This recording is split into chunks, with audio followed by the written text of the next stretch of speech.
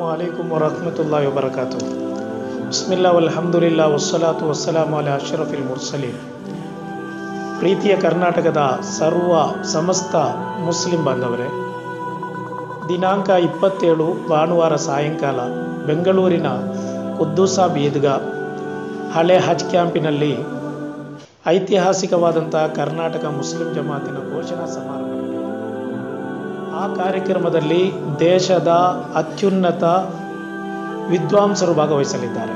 ಹಲವು ಮುಸ್ಲಿಂ ಉಲಮಾಗಳು ಭಾಗವಹಿಸಿ ಅಧಿಕೃತವಾಗಿ ಕರ್ನಾಟಕ ಮುಸ್ಲಿಂ ಜಮಾತನ್ನು ಘೋಷಣೆ ಮಾಡಲಿದ್ದಾರೆ. ಆ ಕಾರ್ಯಕ್ರಮಕ್ಕೆ ಸಮಸ್ತ ಮುಸ್ಲಿಂ ಬಾಂಧವರು ಹೆಚ್ಚಿನ ಸಂಖ್ಯೆಯಲ್ಲಿ ಭಾಗವಹಿಸಿ ನಮ್ಮೊಂದಿಗೆ ಸಹಕರಿಸಬೇಕು. ಸಹೋದರರೇ, ಕೆಲವರು ಈ ಕರ್ನಾಟಕ ಮುಸ್ಲಿಂ ಜಮಾತಿ ಏನು, ಯಾಕೆ, ಅದರ ಅಗತ್ಯತೆ ಏನು, ಅದೇ ರೀತಿಯಲ್ಲಿ ಮುಸ್ಲಿಂ ಜಮಾತ್ ಏನೆಲ್ಲ ಈ ಮುಸ್ಲಿಂ ಕಮ್ಯುನಿಟಿಗೆ ಏನೆಲ್ಲ ಕೊಡುಗೆ ಕೊಡಬಹುದು ಎಂಬ ಹಲವಾರು ಪ್ರೀತಿಯ ಸಹೋದರ, ಕರ್ನಾಟಕ ಮುಸ್ಲಿಂ ಜಮಾತ್ ಕರ್ನಾಟಕದ ಮುಸಲ್ಮಾನರ 90 ಲಕ್ಷ ಮುಸಲ್ಮಾನರ ಸರ್ವತೋಮುಖ ಅಭಿವೃದ್ಧಿಗಾಗಿ ಅವರ ಶೈಕ್ಷಣಿಕ, ಸಾಮಾಜಿಕ, ಆರ್ಥಿಕ, ಧಾರ್ಮಿಕ, ರಾಜಕೀಯ ರಂಗದ ಏನೆಲ್ಲ ಅವರನ್ನು ಮುಖ್ಯವಾಹಿನಿಗೆ ತರಬೇಕೋ ಈ ರಂಗದಲ್ಲಿ ಆ ರಂಗದಲ್ಲೆಲ್ಲ ಮುಖ್ಯವಾಹಿನಿಗೆ ತರುವಂಥ ದೊಡ್ಡ ಒಂದು ಪ್ರಯತ್ನ ಮಾಡಬೇಕೆಂಬ ಒಂದು ದೊಡ್ಡ ಉದ್ದೇಶದೊಂದಿಗೆ ಕರ್ನಾಟಕ ರಾಜ್ಯದಲ್ಲಿ ಕರ್ನಾಟಕ ಮುಸ್ಲಿಂ ಜಮಾತ್ ಘೋಷಣೆಯಾಗಲಿದೆ. ಆ ಕಾರ್ಯಕ್ರಮದಲ್ಲಿ ಹಲವಾರು ಉಲಮಾಗಳು, ನಾಡಿನ ಗಣ್ಯರು ಭಾಗವಹಿಸಲಿದ್ದಾರೆ. ಪ್ರೀತಿಯ ಸಹೋದರ, ನಮಗೆ ಗೊತ್ತಿದೆ 90 ಲಕ್ಷ ಮುಸಲ್ಮಾನರು ನಾವಿದ್ದೇವೆ ಕರ್ನಾಟಕದಲ್ಲಿ. ನಮ್ಮ ಪರಿಸ್ಥಿತಿ ಹೇಗಿದೆ ಕರ್ನಾಟಕದಲ್ಲಿ? ಇಡೀ ಕರ್ನಾಟಕದಲ್ಲಿ ಪ್ರವಾಸ ಮಾಡಿದಂಥ ನಾನು ಕರ್ನಾಟಕ ರಾಜ್ಯ ವಕ್ಫ್ ಮಂಡಳಿಯಲ್ಲಿದ್ದೆ 5 ವರ್ಷ. ನಾನು ನೋಡಿದಂಥ ಕರ್ನಾಟಕ, ಬೆಂಗಳೂರು, ಮಂಗಳೂರು, ಅದೇ ರೀತಿಯಲ್ಲಿ ಮೈಸೂರು, ಹುಬ್ಳಿ ಸಿಟಿಯಲ್ಲಿ ನಿಂತು ಕರ್ನಾಟಕವನ್ನು ನೋಡಬಾರ್ದು. ಕರ್ನಾಟಕ ನೋಡಬೇಕಾದರೆ ಹಳ್ಳಿಗಳಿಗೆ ಹೋಗಬೇಕಾಗಿದೆ, ಗ್ರಾಮೀಣ ಪ್ರದೇಶಗಳಿಗೆ ಹೋಗಬೇಕಾಗಿದೆ. ಹೇಗಿದೆ ನಮ್ಮ ಪರಿಸ್ಥಿತಿ, ನಮ್ಮ ಶೈಕ್ಷಣಿಕ ಮಟ್ಟ ಹೇಗಿದೆ? ಶಿಕ್ಷಣ ರಂಗದಲ್ಲಿ ನಾವು ಇವತ್ತು 69% ಇದ್ದೇವೆ. ಶೇಕಡಾವಾರು ನೀವು ನೋಡಿ 98-99% ಇಲ್ಲಿನ ಕ್ರಿಶ್ಚಿಯನ್, ಅದೇ ರೀತಿಯಲ್ಲಿ ಬುದ್ಧ ಸಮುದಾಯ ಇದೆ. ಅವರನ್ನು ನಾವು ಪ್ರಶಂಸಿಸಲೇಬೇಕು. ಅವರ ನಾಯಕರು ಆ ಸಮುದಾಯಕ್ಕೆ ಬೇಕಾದಂಥ ಎಲ್ಲ ಸವಲತ್ತುಗಳನ್ನು ಮಾಡಿಕೊಟ್ಟರು, ಶೈಕ್ಷಣಿಕ ಸಂಸ್ಥೆಯನ್ನು ಮಾಡಿಕೊಟ್ಟರು. ಆದ್ದರಿಂದ ಅವರು ಈಗ 100ರ ಆಸುಪಾಸಿನಲ್ಲಿದ್ದಾರೆ, ನಾವು 70ರ ಆಸುಪಾಸಿನಲ್ಲಿದ್ದೇವೆ. ನಾವು 90 ಲಕ್ಷ ಆಲೋಚನೆ ಮಾಡಬೇಕು. ಇಲ್ಲಿನ 16% ಜನರು ಶೇಕಡಾವಾರು ನಾವಿರುವಾಗ 3% ಇರುವಂತಹ ಜನರು ಅಷ್ಟು ಉನ್ನತ ಮಟ್ಟಕ್ಕೆ ತಲುಪುವಾಗ ನಾವೇಕೆ ಹೀಗೆ ಆಲೋಚನೆ ಮಾಡಬೇಕಾಗಿದೆ? ಉನ್ನತ ಶಿಕ್ಷಣದ ವಿಭಾಗದಲ್ಲಿ ನೀವು ನೋಡಿ, ನಾವಿರೋದು ಬರೀ 13.8. ಆಲೋಚನೆ ಮಾಡಬೇಕು. ನಮ್ಮ ಆತಂಕ ಪರಿಸ್ಥಿತಿ. ಉನ್ನತ ವಿದ್ಯಾಭ್ಯಾಸವಿಲ್ಲದೆ ಯಾವ ರೀತಿಯಲ್ಲಿ ನೀವು ಹುದ್ದೆ ಗಿಟ್ಟಿಸಬಹುದು? ಸರ್ಕಾರದ ಯಾವುದಾದ್ರೂ ಉದ್ಯೋಗ ಗಿಟ್ಟಿಸಬೇಕಾದರೆ ಉನ್ನತ ಶಿಕ್ಷಣ ಬೇಕೇ ಬೇಕು. 13.8% ನಾವಿರುವಾಗ ಇನ್ನಿತರ ಬ್ಯಾಕ್ವರ್ಡ್ ಕಮ್ಯುನಿಟಿ 22% ಇದೆ. ನಾವು ಇನ್ನೂ ಹಿಂದುಳಿದಿದ್ದೇವೆ. ಉನ್ನತವಾದ ವಿದ್ಯಾಭ್ಯಾಸ ಇಲ್ಲದೆ ನಮಗೇನು ಮಾಡೋಕ್ಕೆ ಸಾಧ್ಯ ಇಲ್ಲ. ನೀವು KPSCಯಲ್ಲಿ ನೀವು ನೋಡಿ, ಇದು ಸಿವಿಲ್ ಸರ್ವಿಸ್ ಬಗ್ಗೆ ನೀವು ಆಲೋಚನೆ ಮಾಡೋದಾದರೆ 2009 ಮತ್ತು 2013ರ ಸಕ್ಸಸ್ಫುಲ್ ಮುಸ್ಲಿಂ ಕ್ಯಾಂಡಿಡೇಟ್ಸ್ ನೀವು ನೋಡಿ. IAS ಅಲ್ಲಿ ಬರೇ 33 ಮಂದಿ, IPS ಅಲ್ಲಿ 20, IFS ಅಲ್ಲಿ 6, IRS ಅಲ್ಲಿ 47. ನೀವು ಆಲೋಚನೆ ಮಾಡಿ. IAS ಅಲ್ಲಿ ಬರೀ 6.6, IPS ಅಲ್ಲಿ ಬರೀ 4 ಶೇಕಡಾವಾರು ಆಲೋಚನೆ ಮಾಡುವುದಾದರೆ 4%, IFS ಅಲ್ಲಿ 1.2, IRS ಅಲ್ಲಿ ನಾವು 9%. ಆಲೋಚನೆ ಮಾಡಿ. KPS ಅಲ್ಲಿ ನೀವು ನೋಡಿ, ನಿಮ್ಗೆ ಗೊತ್ತಿದೆ ಕರ್ನಾಟಕ ಪಬ್ಲಿಕ್ ಸರ್ವಿಸ್ ಕಮಿಷನ್ ಬಗ್ಗೆ ನಿಮ್ಗೆ ಗೊತ್ತಿದೆ. ಯಾವುದಾದ್ರೂ ಉನ್ನತ ಹುದ್ದೆಗೆ ನಾವು ಏರಬೇಕಾದರೆ KPSCಯ ವಿಚಾರ ನೀವು ನೋಡುವುದಾದರೆ ಹೈಯರ್ ಪೊಸಿಷನಲ್ಲಿ ಮುಸಲ್ಮಾನರಿರುವುದು ಬರೀ 3.2, ಲೋವರ್ ಪೊಸಿಷನಲ್ಲಿ 1.6, ಗ್ರೂಪ್ A ಅಲ್ಲಿ 7.5, ಗ್ರೂಪ್ B ಅಲ್ಲಿ ಬರೇ ಶೇಕಡಾವಾರು ಕಡಿಮೆ ಇದೆ ನಮ್ಮದು. ಗ್ರೂಪ್ C ಅಲ್ಲಿ ನಾವಿರೋದು 3.0, ಗ್ರೂಪ್ D ಅಲ್ಲಿ 1.1. ಇನ್ನಿತರ ಕಮ್ಯುನಿಟಿ ಬಗ್ಗೆ ನೀವು ಕಂಪೇರ್ ಮಾಡಿ ನೋಡಿ, ತುಲನೆ ಮಾಡಿ. ಇನ್ನಿತರ ಕಮ್ಯುನಿಟಿ ಯಾವ ಹಂತಕ್ಕೆ ತಲುಪಿದೆ? ಅವರ KPSC ಹುದ್ದೆ ಉದ್ಯೋಗದ ಇದರಲ್ಲಿ ನೀವು ಆಲೋಚನೆ ಮಾಡಿ ನೋಡಿ. ಇನ್ನು ಸರ್ಕಾರಿ ಹುದ್ದೆ ನೀವು ತೆಗೆದು ನೋಡಿ. ಸರ್ಕಾರಿ ಹುದ್ದೆಯಲ್ಲಿ ಗೌರ್ಮೆಂಟ್ ರಿಲೇಟೆಡ್ ಎಂಪ್ಲಾಯ್ಮೆಂಟಲ್ಲಿ ನೀವು ಲಿಸ್ಟ್ ನೋಡಿದರೆ ಮುಸಲ್ಮಾನರ ಸಂಖ್ಯೆ IAS ಅಲ್ಲಿ ಬರೀ 3.0 ಇದೆ, IFS ಅಲ್ಲಿ 1.8 ಇದೆ, IPS ಸೆಕ್ಯೂರಿಟಿ ಏಜೆನ್ಸಿಯಲ್ಲಿ 4.0, ಇಂಡಿಯನ್ ರೈಲ್ವೇಸಲ್ಲಿ 4.5, ಎಜುಕೇಷನ್ ಡಿಪಾರ್ಟ್ಮೆಂಟಲ್ಲಿ ಸ್ಟೇಟ್ ಲೆವೆಲಲ್ಲಿ ನೋಡೋದಾದರೆ 6.5. ಅದೇ ರೀತಿಯಲ್ಲಿ ಎಜುಕೇಷನ್ ಡಿಪಾರ್ಟ್ಮೆಂಟ್, ಇದು ಹೋಮ್ ಡಿಪಾರ್ಟ್ಮೆಂಟ್ ಸ್ಟೇಟ್ ಲೆವೆಲ್ ನೋಡಿದ್ರೆ 7.3, ಪೊಲೀಸ್ ಕಾನ್ಸ್ಟೇಬಲ್ಸ್ 6.3, 6. ಅದೇ ರೀತಿಯಲ್ಲಿ ಹೆಲ್ತ್ ಡಿಪಾರ್ಟ್ಮೆಂಟ್ಸಲ್ಲಿ 6.5, ಜುಡಿಷಿಯರಿ ಎಂಪ್ಲಾಯ್ಮೆಂಟ್ ನೀವು ಕೇಳಿದರೆ 7.8. ಆಲೋಚನೆ ಮಾಡಬೇಕು ನೀವು. ಇಲ್ಲಿನ SC/STಗಳು 23% ಇದ್ದಾರೆ ಉದ್ಯೋಗ ರಂಗದಲ್ಲಿ. ನಾವಿರೋದು ನಮ್ಮ ಪರ್ಸೆಂಟೇಜ್ ಎಷ್ಟಂತ ಹೇಳಿದರೆ ಬರೀ 4%. ಓವರಾಲ್ ನೋಡುವುದಾದರೆ ಬರೀ 4% ನಾವಿದ್ದೇವೆ. ಶೇಕಡಾವಾರು ಆಲೋಚನೆ ಮಾಡಿ ನೀವು. ಅದರೊಟ್ಟಿಗೆ ನಮ್ಮ ಕಾನೂನು ಇಲಾಖೆ ನೀವು ನೋಡಿ, ಲಕ್ಷಾಂತರ ಅಡ್ವೊಕೇಟ್ಸ್ಗಳಿದ್ದಾರೆ. ನಮ್ಮ ಅಡ್ವೊಕೇಟ್ಸ್, ಮುಸ್ಲಿಂ ಅಡ್ವೊಕೇಟ್ಸ್ ಎಷ್ಟಿರೋದು? ಬರೀ 7,300 ಅಂತ ಹೇಳ್ತಾ ಇದ್ದಾರೆ. 7,000 ಆಸುಪಾಸಿನಲ್ಲಿ ನಾವಿದ್ದೇವೆ. ಒಬ್ಬ ನಮಗೆ ಸೀನಿಯರ್ ಒಬ್ಬ ಲಾಯರ್ ಇಲ್ಲ, ಅಡ್ವೊಕೇಟ್ ಇಲ್ಲ ಇಷ್ಟರ ತನಕ. ಇತ್ತೀಚೆಗೆ ಅಸ್ಮತ್ ಪಾಷಾ ಎಂಬವರು ಸೀನಿಯರ್ ಲಾಯರ್ ಆಗಿ ಆಯ್ಕೆಯಾಗಿದ್ದಾರೆ. ಆಲೋಚನೆ ಮಾಡಿ ನೋಡಿ, 90 ಲಕ್ಷ ಮುಸಲ್ಮಾನರಿದ್ದೇವೆ ನಾವು. ನಮ್ಮ ಜಸ್ಟಿಸ್ ಬಗ್ಗೆ ನೀವು ಹೇಳುವುದಾದರೆ ಇಡೀ ಕರ್ನಾಟಕದಲ್ಲಿ ಒಬ್ಬ ನಮ್ಮ PM ನವಾಜ್, ದಕ್ಷಿಣ ಕನ್ನಡ ಜಿಲ್ಲೆಯ ಪುತ್ತೂರಿನವರಾದಂಥ PM ನವಾಜ್ ಅವರು ಮಾತ್ರ ಒಬ್ಬ ನ್ಯಾಯಾಧೀಶರಾಗಿ ಸೇವೆ ಸಲ್ಲಿಸ್ತಾ ಇದ್ದಾರೆ. ಕರ್ನಾಟಕದಲ್ಲಿ ಜಸ್ಟಿಸ್ಗಳು ಬೇರೆ ರಾಜ್ಯದಲ್ಲಿದ್ದಾರೆ. ನಮ್ಮ ಕರ್ನಾಟಕದ ಬಗ್ಗೆ ಹೇಳುವುದಾದರೆ ಕರ್ನಾಟಕದ ಮುಖ್ಯ ನ್ಯಾಯಾಧೀಶರಾಗಿ ಚರಿತ್ರೆಯಲ್ಲಿ ಒಬ್ಬರು ಮಾತ್ರ ಬಂದಿದ್ದಾರೆ, S. ಅಬ್ದುಲ್ ಹಕೀಮ್ ಅವರು. ಅದು 16-17 ವರ್ಷದ ಮುಂಚೆ ಮುಖ್ಯ ನ್ಯಾಯಾಧೀಶ, ಚೀಫ್ ಜಸ್ಟಿಸ್ ಆಗಿ ಬಂದಿದ್ದರು.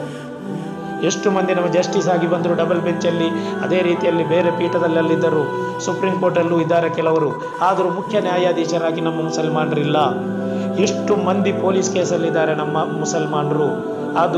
ಆ ಕೇಸು ಅದು ರುಜುವಾತು ಆಗಿದೆಯೋ ಸಾಬೀತುಗೊಂಡಿದೆಯೋ ಗೊತ್ತಿಲ್ಲ. ವಿಚಾರಣಾಧೀನ ಕೈದಿಗಳಾಗಿ ಎಷ್ಟು ಮಂದಿ ಇದ್ದಾರೆ, ಇದರ ಬಗ್ಗೆ ನಾವು ಆಲೋಚನೆ ಮಾಡಿದ್ದೇವೆ. ಇಂಥ ರೀತಿಯಲ್ಲಿ ಮುಸಲ್ಮಾನರಿರುವಾಗ ನನ್ನ ಪ್ರೀತಿಯ ಸಹೋದರರೇ, ನಮ್ಮ ರಾಜಕೀಯ ಕ್ಷೇತ್ರ ನೀವು ನೋಡಿ. ರಾಜಕೀಯ ಕ್ಷೇತ್ರ ತುಂಬ ಬೇಜಾರಾಗುವಂಥ, ಇಡೀ ಭಾರತದಂಥ ಪ್ರಜಾಪ್ರಭುತ್ವ ಮತ್ತು ಜಾತ್ಯತೀತ ರಾಷ್ಟ್ರದಲ್ಲಿ ಇಲ್ಲಿ ನಮಗೆ ರಾಜಕೀಯ ಎಂಪವರ್ಮೆಂಟ್ ತುಂಬ ಅಗತ್ಯ ಮುಸಲ್ಮಾನರಿಗೆ. ಇಲ್ಲಿ ಒಂದು ಧಾರ್ಮಿಕತೆಯಲ್ಲಿ ಉಲಮಾಗಳು ನಾಯಕತ್ವ ಕೊಡುವಾಗ ರಾಜಕಾರಣಿಗಳು ಮುಸಲ್ಮಾನರಿಗೆ ಏನೆಲ್ಲ ಸವಲತ್ತುಗಳು ಬೇಕೋ ಅದನ್ನು ಮಾಡಿಕೊಡಬೇಕಾಗಿತ್ತು. ಹೇಗಿದೆ ನಮ್ಮ ಪರಿಸ್ಥಿತಿ? 2018ರ ಲಿಸ್ಟ್ ನೀವು ತೆಗೆದು ನೋಡಿ.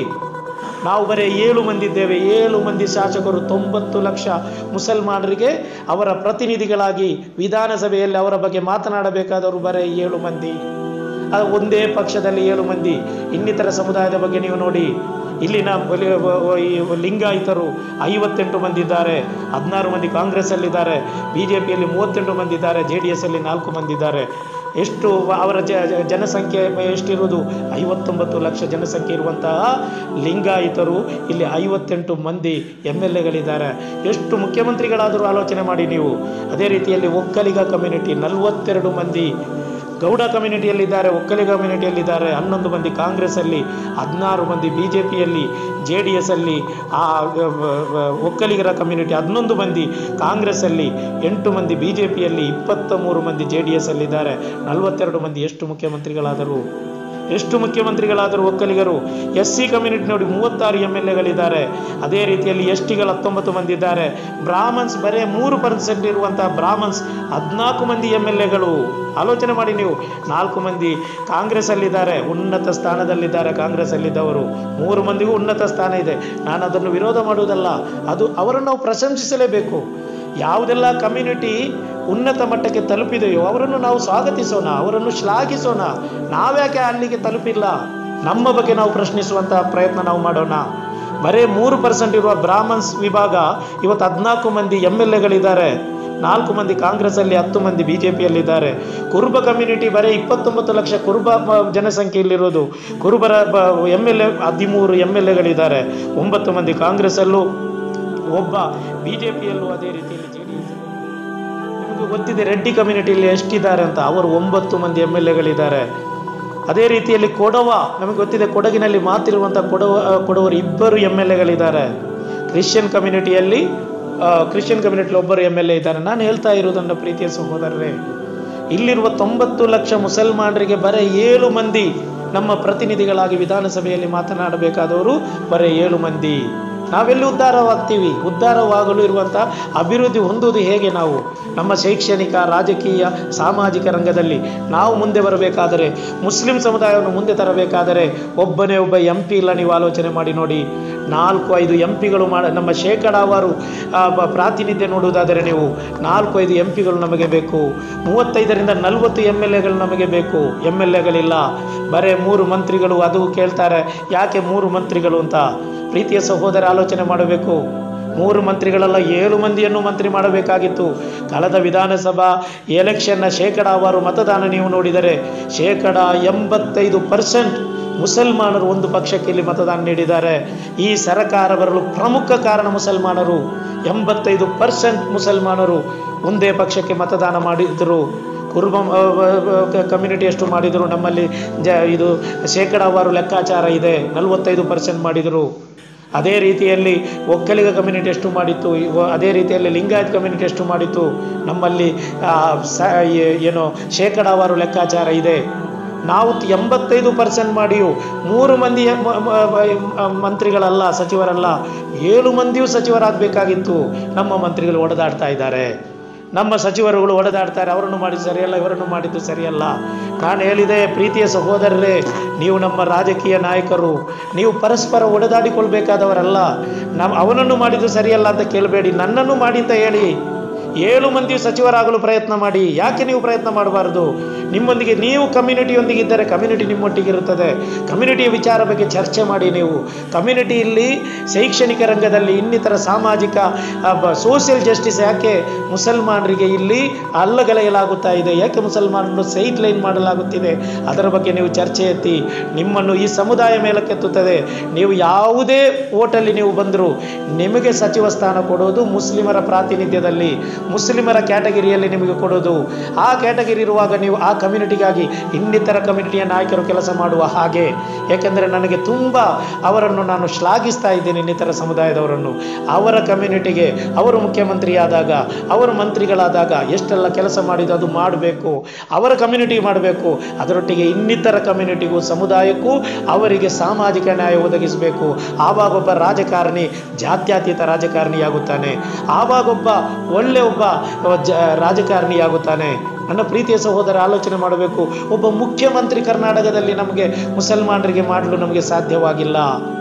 3% ಇರುವ ಬ್ರಾಹ್ಮಣ್ಸಿಗೆ ಇಲ್ಲಿ ಮುಖ್ಯಮಂತ್ರಿ ಆಗ್ತಾರೆ. ಅದೇ ರೀತಿಯಲ್ಲಿ ಒಕ್ಕಲಿಗ ಕಮ್ಯುನಿಟಿಯಲ್ಲಿ ಎಷ್ಟು ಮುಖ್ಯಮಂತ್ರಿಗಳಾದರು, ಲಿಂಗಾಯತ್ ಕಮ್ಯುನಿಟಿಯಲ್ಲಿ ಎಷ್ಟಾದರು ನೀವು ಆಲೋಚನೆ ಮಾಡಿವಿ. ಅದು ಅವರನ್ನು ನಾವು ಪ್ರಶಂಸಿಸೋಣ, ಅವರನ್ನು ನಾವು ಶ್ಲಾಘಿಸೋಣ. ನಾವು ಯಾಕೆ ಆ ಹಂತಕ್ಕೆ ತಲುಪಬಾರದು? ನೀವೊಂದು ನೋಡಿ, ಇಲ್ಲೊಂದು ಷಡ್ಯಂತ್ರ ನಡೆಯುತ್ತಾ ಇದೆ. ಮುಸಲ್ಮಾನರು ಆಲೋಚನೆ ಮಾಡಬೇಕು. ಎಲೆಕ್ಷನ್ ಬಂದಾಗ ಉಲಮಾಗಳು, ಅದೇ ರೀತಿಯಲ್ಲಿ ರಿಟೈರ್ಡ್ ಆಫೀಸರ್ಸು ಎಲ್ಲ ನಾವು ಸೇರಿ ಎಲ್ಲ ಒಂದಾಗಬೇಕು. ಎಲ್ಲರೂ ನಾವು ಕಮ್ಯುನಿಟಿ ಒಂದಾಗಬೇಕು, ನಾವೆಲ್ಲ ಒಂದೇ ಪಕ್ಷಕ್ಕೆ ಓಟ್ ಹಾಕಬೇಕು. ಓಕೆ, ಒಳ್ಳೆಯದೇ. ನಮ್ಮ ಇತ್ತಿಫಾಕ್ ತುಂಬ ಅಗತ್ಯವಾಗಿದೆ. ನಮ್ಮ ಕಮ್ಯುನಿಟಿ ಇನ್ನಿತರ ಸಮುದಾಯದೊಂದಿಗೆ ಜಾತ್ಯತೀತ ಮತಗಳು ಒಡೆದು ಹೋಗದಂತೆ ನೋಡಬೇಕಾದಂಥ ದೊಡ್ಡ ಜವಾಬ್ದಾರಿ ನಮ್ಮ ಮುಂದಿದೆ. ಆ ಜವಾಬ್ದಾರಿಯನ್ನು ನಾವು ನಿಭಾಯಿಸಿದ್ದೇವೆ. ಎಲ್ಲ ಸಂದರ್ಭದಲ್ಲಿ ಉಲಮಾಗಳು ನಾಯಕತ್ವ ಕೊಟ್ಟಿದ್ದಾರೆ. ಕಳೆದ ಎಲೆಕ್ಷನ್ನಲ್ಲಿ ಬೇಕಾದ ಹಾಗೆ ನಿಭಾಯಿಸಿದ್ದಾರೆ. ಆದರೂ ನಮಗೇನು ನೀವು ಕೊಟ್ರಿ? ನಮಗೆ ನೀವು ಕೊಟ್ಟದ್ದೇನು? ನಾವು ನಿಮಗೆ ಮಾಡಿದಂಥ ಉಪಕಾರಕ್ಕೆ ನಮಗೆ ಏನು ಫಲಪ್ರದವಾಗಿದೆ ಅದು ಆಲೋಚನೆ ಮಾಡಬೇಕು. ಇಲ್ಲಿ ನೀವು ನೋಡಿ, ಜಾಫರ್ ಶರೀಫ್ ಅಂತ ಒಬ್ಬ ಉನ್ನತ ಒಬ್ಬ ನಾಯಕ ಬೆಳೆದು ಬಂದಾಗ, ಮುಖ್ಯಮಂತ್ರಿ ಗಾದಿಗೆ ಬಂದಾಗ, CM ಇಬ್ರಾಹಿಂ ಎಂಬ ಒಬ್ಬ ದೊಡ್ಡ ನಾಯಕರನ್ನು ಅಲ್ಲಿ ಫ್ರಂಟ್ ಲೈನಿಗೆ ತಗೊಂಡು ಬಂದು ಜಾಫರ್ ಶರೀಫನ್ನು ಸೈಡ್ ಲೈನ್ ಮಾಡಿದರು. CM ಇಬ್ರಾಹಿಂ ಸಾಹೇಬರು ಯಾವಾಗ ಮುಖ್ಯಮಂತ್ರಿ ಆಗ್ತಾರೆ ಅಂತ ಗೊತ್ತಾಯಿತು, ಆವಾಗಲೇ ರಹಮಾನ್ ಖಾನ್ ಎಂಬ ಒಬ್ಬ ನಾಯಕನನ್ನು ತಂದು CM ಇಬ್ರಾಹಿಮನ್ನು ಸೈಡ್ ಲೈನ್ ಮಾಡಿದರು. ರಹಮಾನ್ ಖಾನ್ ಅವರು ಮುಂದೆ ಬಂದಾಗ ರೋಷನ್ ಬೇಗ್ ಎಂಬ ಒಬ್ಬ ದೊಡ್ಡ ನಾಯಕನನ್ನು, ಕಮ್ಯುನಿಟಿ ನಾಯಕನನ್ನು ತಂದು ಅವರನ್ನು ಸೈಡ್ ಲೈನ್ ಮಾಡಿದರು. ರೋಷನ್ ಬೇಗ್ ಮುಖ್ಯಮಂತ್ರಿ ಗಾದಿಗೆ ತಲುಪುವಾಗ ಜಮೀರ್ ಅಹಮದರನ್ನು ಕರೆತಂದರು. ಈಗ ಇನ್ನು ಜಮೀರ್ ಅಹಮದ್ ಒಂದು ಮುಖ್ಯಮಂತ್ರಿ ಸ್ಥಾನಕ್ಕೆ ಅಥವಾ UT ಖಾದರ್ ಒಂದು ಮುಖ್ಯಮಂತ್ರಿ ಸ್ಥಾನಕ್ಕೆ ತಲುಪುವಾಗ ಮತ್ತೊಬ್ಬರನ್ನು ತರ್ತಾರೆ. ಇದು ನಮ್ಮ ಮುಸ್ಲಿಂ ನಾಯಕರಿಗೆ ಇನ್ನೂ ಅದನ್ನು ಆಲೋಚನೆ ಮಾಡುವಂಥ ಶಕ್ತಿ ಬಂದಿಲ್ಲಲ್ಲ ಅಂತ ನನಗೆ ತುಂಬ ನನಗೆ ಅಸಹ್ಯವಾಗ್ತಾ ಇದೆ, ತುಂಬ ನಾಚಿಕೆಯಾಗ್ತಾ ಇದೆ. ಯಾಕೆ ನಮ್ಮ ಕಮ್ಯುನಿಟಿ ನಾಯಕರು ಇದರ ಬಗ್ಗೆ ಆಲೋಚನೆ ಮಾಡ್ತಾ ಇಲ್ಲ? ಆಲೋಚನೆ ಮಾಡಿ. ಒಬ್ಬ ಮುಖ್ಯಮಂತ್ರಿ ಯಾಕೆ ಆಗಬಾರ್ದು ಕರ್ನಾಟಕದಲ್ಲಿ?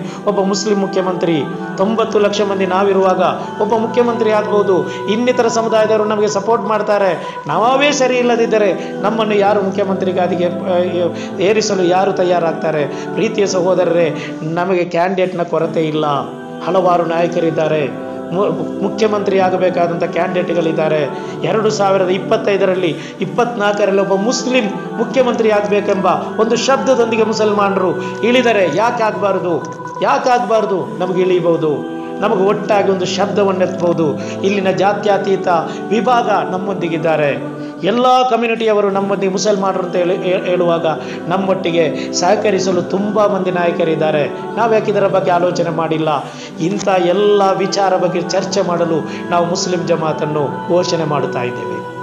ಇನ್ಶಾ ಅಲ್ಲಾ ಮುಂದಿನ ದಿನಗಳಲ್ಲಿ ಕರ್ನಾಟಕ ಮುಸ್ಲಿಂ ಜಮಾತ್ ಇಲ್ಲಿ ಕರ್ನಾಟಕದಾದ್ಯಂತ ಇಂಥ ಹಲವಾರು ವಿಚಾರಗಳ ಬಗ್ಗೆ ನಾವು ಜನಜಾಗೃತಿ ಮಾಡುತ್ತೇವೆ.